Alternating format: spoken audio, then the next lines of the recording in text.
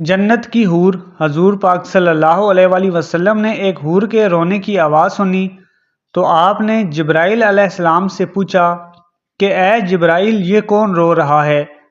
جب جبرائیل علیہ السلام نے آس پاس دیکھا تو کیا دیکھتے ہیں کہ ایک حور رو رہی ہے۔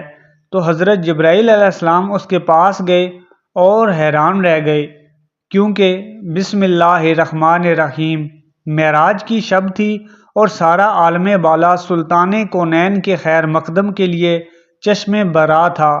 ملائکہ و مرسلین کے جھرمٹ میں شاہانہ طزق و احتشام کے ساتھ سرور کائنات صلی اللہ علیہ وآلہ وسلم کی سواری پہنچی۔ سلامی کے لیے قدسیوں کے بیڑے جھک گئے، عرش کا پرچم سرنگوں ہو گیا۔ امیدوں کے ہجوم سے گزرتے ہوئے عالم ملک کا معائنہ فرمایا، اب گشت کے لیے باغ فردوس کی طرف بڑھے۔ مرحبا کہنے کے لیے ہر طرف غور و غلماں کی صفیں استدعا تھیں۔ حضرت جبرائیل علیہ السلام قدم قدم پر ہم رکاب تھے، جنت کی سیر کرتے ہوئے ایک مقام سے گزر رہے تھے کہ حضور کی چشم اقدس ایک غمگین اور ملول حور پر پڑی، جو کہ ایک درخت کی ٹہنی تھامے ہوئے رو رہی تھی۔ فردوس کے عالم خوشگوار میں رنج و غم کی پرچھائیں دیکھ کر حضور کو بڑا اچنبھا ہوا۔ حضرت جبرائیل علیہ السلام سے ارشاد فرمایا کہ دریافت کرو کہ یہ حور کیوں رو رہی ہے، جنت کے ایسے دوام میں اسے کون سا غم لاحق ہو گیا ہے۔ حضرت جبرائیل علیہ السلام نے اس کے پاس پہنچ کر کہا، کیا تجھے معلوم نہیں کہ سلطان کونین نے جنت میں قدم رنجا فرمایا ہے؟ جواب دیا کہ معلوم ہے، تب ہی تو غمگین فریادیوں کی طرح اپنا حال بنا رکھا ہے کہ ان کی نگاہ رحمت میرے اوپر پڑے اور وہ میرا حال دریافت کریں۔ حضرت جبرائیل علیہ السلام نے ارشاد فرمایا، تجھے مبارک ہو، حضور نے تیرا حال دریافت کرنے کے لیے مجھے بھیجا ہے۔ جواب کے انتظار میں حضور کی سواری رکی ہوئی ہے۔ حور نے اپنی آنکھوں کا آنسو آنچل میں جذب کرتے ہوئے کہا کہ سلطان کونین کی سرکار میں اپنے غم کی درد انگیز کہانی میں خود سناؤں گی۔ باریاب ہونے کی اجازت ملتے ہی حاضر ہوئی، جھک کر سلام عرض کیا، جلالت شاہانہ کے آداب بجا لائی اور اپنی سرگزشت سنانا شروع کی۔ یا رسول اللہ صلی اللہ علیہ وآلہ وسلم، اللہ تعالیٰ کا لاکھ لاکھ شکر ہے کہ اس نے جنت کی حوروں میں مجھے حسن و جمال کی ملکہ بنایا ہے۔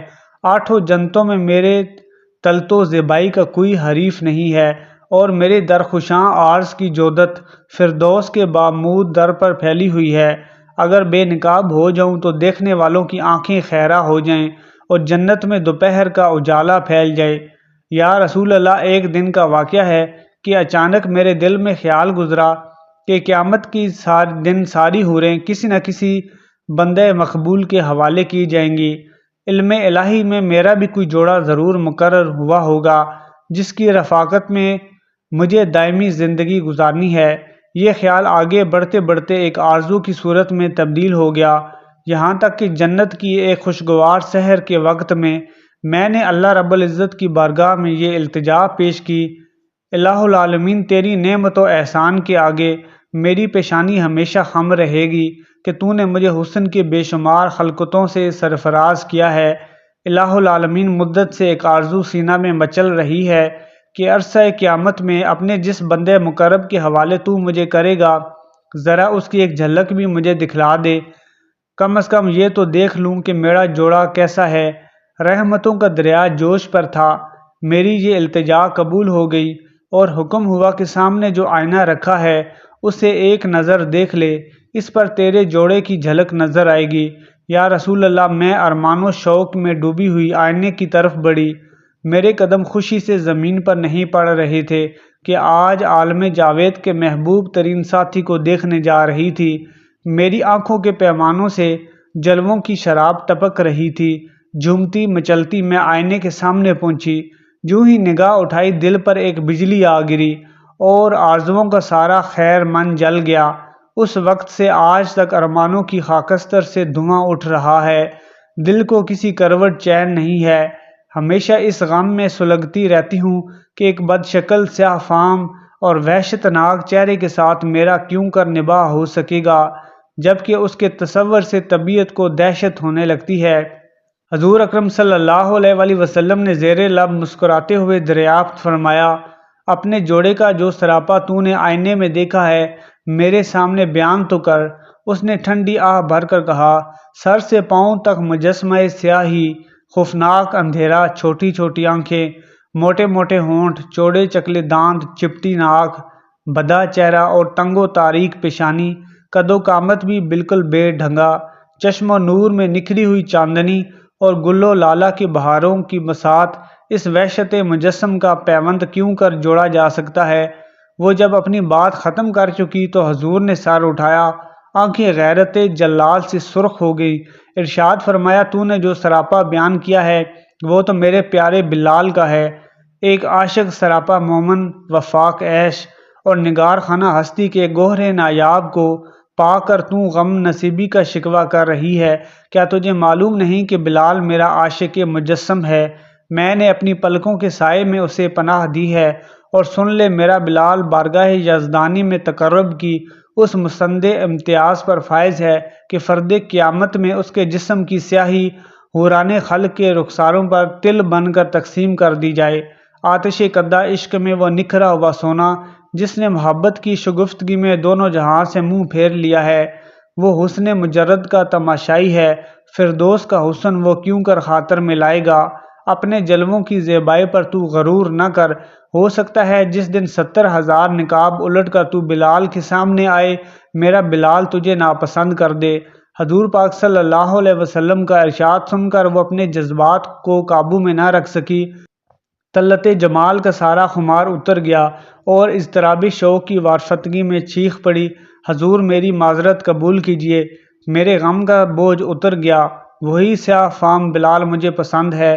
میں اپنی خوش نصیبی پر نازا ہوں کہ سلطان کونین کا پروردہ نظر میرے حصے میں آیا۔ قیامت کے دن اسی سراپا کے ساتھ بلال کو اپنی آنکھوں پر بٹھانا چاہتی ہوں۔ اس کی معذرت قبول فرمائی گئی اور حضور اکرم صلی اللہ علیہ وآلہ وسلم دعائیں دیتے ہوئے آگے بڑھ گئے۔ عشق کارساز تیری دہائی، ایک سیاہ فام غلام کو اتنا بڑھایا کہ کونین کے سر کا تاج بنا دیا، رحمت و نور کے آبشار میں نکھرنے والے تیرے جسم کی سیاہی پر چراغ کعبہ کی روشنی قربان ہے۔ تیرا نام شوکت اسلام کی سب سے بڑی یادگار ہے۔ مسلمانوں کے سید و سرور بلال، اپنے آتش قدہ عشق کی چنگاری ہمارے دلوں کی انجمن تک بھی پہنچا دے۔ نبض حیات کی تپش سرد پڑتی جا رہی ہے، ایمان و یقین کی حرارت کا مزاج اپنے نشان سے نیچے اترتا جا رہا ہے، یہود کا آتش قدہ پھر سلگنے لگا ہے، دنیائے اسلام کو تیرے فیضان عشق کی ضرورت ہے۔ حضرت بلال رضی اللہ تعالیٰ عنہ سے ایک دفعہ کسی نے پوچھا کہ آپ نے پہلی دفعہ حضور نبی کریم صلی اللہ علیہ وآلہ وسلم کو کیسے دیکھا؟ بلال رضی اللہ تعالیٰ عنہ فرماتے ہیں، میں مکے کے لوگوں کو بہت ہی کم جانتا تھا کیونکہ غلام تھا، اور عرب میں غلاموں سے انسانیت سو سلوک عام تھا، ان کی استطاعت سے بڑھ کر ان سے کام لیا جاتا تھا، تو مجھے کبھی اتنا وقت ہی نہیں ملتا تھا کہ باہر نکل کے لوگوں سے ملوں، لہٰذا مجھے حضور پاک یا اسلام یا اس طرح کی کسی چیز کا قطعی علم نہ تھا۔ ایک دفعہ کیا ہوا کہ مجھے سخت بخار نے آ لیا، سخت جاڑے کا موسم تھا اور انتہائی ٹھنڈ اور بخار نے مجھے کمزور کر کے رکھ دیا، لہٰذا میں نے لحاف اوڑھ لیا اور لیٹ گیا۔ ادھر میرا مالک جو یہ دیکھنے آیا کہ میں جو جاؤ پیس رہا ہوں یا نہیں، وہ مجھے لحاف اوڑھ کے لیٹا دیکھ کے آگ بگولا ہو گیا۔ اس نے لحاف اتارا اور سزا کے طور پر میری قمیص بھی اتروا دی اور مجھے کھلے صحن میں دروازے کے پاس بٹھا دیا کہ میں یہاں بیٹھ کے جاؤ پیسوں۔ اب سخت سردی، اوپر سے بخار اور اتنی مشقت والا کام، میں روتا جاتا تھا اور جاؤ پیستا جاتا تھا۔ کچھ ہی دیر میں دروازے پہ دستک ہوئی، میں نے اندر آنے کی اجازت دی تو ایک نہایت متین اور پر نور چہرے والا شخص اندر داخل ہوا اور پوچھا کہ جوان کیوں روتے ہو؟ جواب میں نے کہا کہ جاؤ اپنا کام کرو، تمہیں اس سے کیا، میں جس وجہ سے بھی رہوں۔ یہاں پوچھنے والے بہت ہیں لیکن مداوع کوئی نہیں کرتا۔ قصہ مختصر، بلال نے حضور کو انتہائی سخت جملے کہے۔ حضور پاک صلی اللہ علیہ وآلہ وسلم یہ جملے سن کر چل پڑے۔ جب چل پڑے تو بلال نے کہا کہ بس، میں نہ کہتا تھا کہ پوچھتے سب ہیں، مداوع کوئی نہیں کرتا۔ حضور یہ سن کر بھی چلتے رہے۔ بلال کہتے ہیں کہ دل میں جو ہلکی سی امید جاگی تھی کہ یہ شخص مدد کرے گا وہ بھی گئی، لیکن بلال کو کیا معلوم تھا کہ جس شخص سے اس کا واسطہ پڑا ہے وہ تو رحمت للعالمین ہیں۔ بلال کہتے ہیں کہ کچھ ہی دیر میں وہ شخص واپس آ گیا۔ اس کے ایک ہاتھ میں گرم دودھ کا پیالہ اور دوسرے میں کھجوریں تھیں۔ اس نے وہ کھجوریں اور دودھ مجھے دیا اور کہا کھاؤ پیو اور جا کے سو جاؤ۔ تو میں نے کہا کہ یہ جاؤ کون پیسے گا، نہ پیسے تو مالک صبح بہت مارے گا۔ اس نے کہا تم سو جاؤ، یہ پسے ہوئے مجھ سے لے لینا۔ بلال سو گئے اور حضور نے ساری رات ایک اجنبی حبشی غلام کے لیے چکی پیسی۔ صبح بلال کو پسے ہوئے جاؤ دیے اور چلے گئے۔ دوسری رات پھر ایسا ہی ہوا، دودھ اور دوا بلال کو دی اور ساری رات چکی پیسی۔ ایسا 3 دن مسلسل کرتے رہے جب تک کہ بلال ٹھیک نہ ہو گئے۔ یہ تھا وہ تعارف جس کے بطن سے اس لافانی عشق نے جنم لیا۔